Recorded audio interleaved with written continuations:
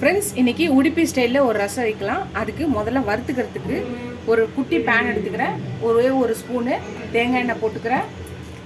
ஒரு 4 காஞ்ச மிளகாய், ஒரு டேபிள் ஸ்பூன் தனியா, மிளகு சீரகம் அரை ஸ்பூனு, ஒரு 4 வெந்தயம், கொஞ்சம் பெருங்காயம் இதையும் போட்டுக்கிறேன்.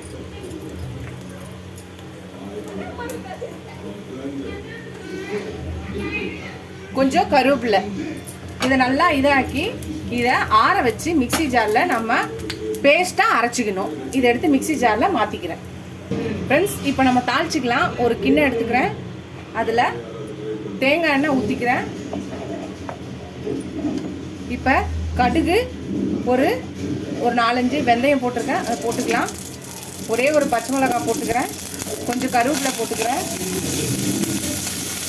தக்காளி ஒரு 2 அதையும் போட்டுக்கிறேன்.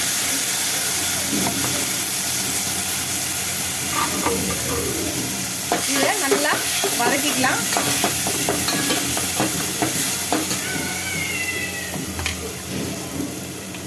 ஒரு அரை ஸ்பூன் மஞ்சள் போட்டுக்கிறேன்.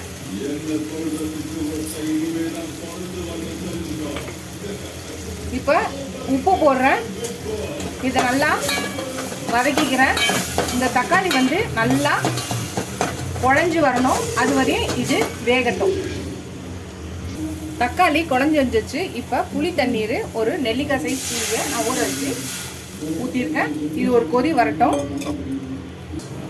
புளி ஒரு கொதி வந்துச்சு. இப்போ நான் பருப்பு வேக வச்சு வச்சுருக்கேன். இப்போ அதையும் ஊற்றிக்கிறேன்.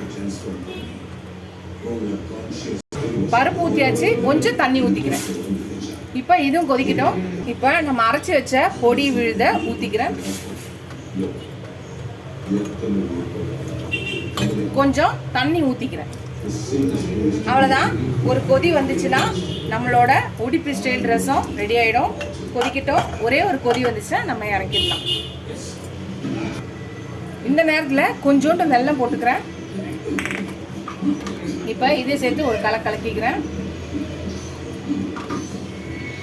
கொதிக்கிட்டோம். ஒரு கொதி வந்தோடனே பார்க்கலாம். ஃப்ரெண்ட்ஸ், கொதி வந்துச்சு பாங்க ரசம். இந்த டைமில் நம்ம கொத்தமல்லி கருவேப்பிலை போட்டு நம்ம அடுப்பை நிறுத்திடணும். கொதி வந்தோடனே நிறுத்திடணும். கொதிச்சிச்சுன்னா ரசம் நல்லா இருக்காது. அவ்வளோதான், நம்மளோட உடுப்பி ரசம் ரெடி ஆயிடுச்சு. நீங்களும் ட்ரை பண்ணி பாருங்கள். ட்ரை பண்ணி பார்த்துட்டு எப்படி இருக்குன்னு சொல்லுங்கள். இந்த வீடியோ உங்களுக்கு பிடிச்சிருந்தா லைக் பண்ணுங்கள், ஷேர் பண்ணுங்கள், கமெண்ட் பண்ணுங்கள். ஃபஸ்ட் டைம் என் சேனலில் பார்க்குறவங்க சப்ஸ்கிரைப் பண்ணுங்கள். எனக்கு என் சேனலுக்கு சப்போர்ட் பண்ணிங்கன்னு நினைக்கிறேன். இதோட அடுத்த வீடியோவில் அடுத்த ரெசிபியில் பார்க்கலாம். Tata, bye bye friends.